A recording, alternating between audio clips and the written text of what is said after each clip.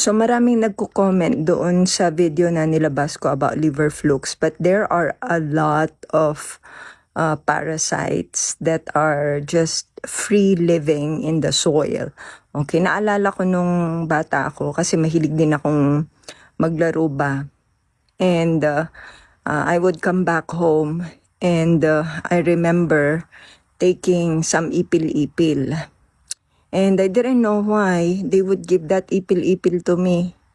And apparently, it has some anti-parasitic effect. So I remember, this is too much information, I guess. So I remember I was grade 4. And I was crapping.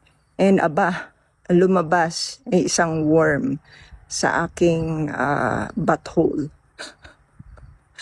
So, parasitic infection is very common, especially dyan sa bansa natin kasi yung mga bata ba, laging naglalaro tapos na they will scratch their buttocks area and then they would put their fingers in their mouth. So, I think it's not a bad idea to regularly deworm them using herbal remedies kasi natural lang naman, di ba?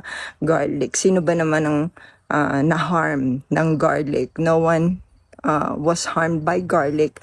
I have never known anyone who got harmed by garlic and even ipil-ipil. So it's just, a thought. And I hope you will think about that too.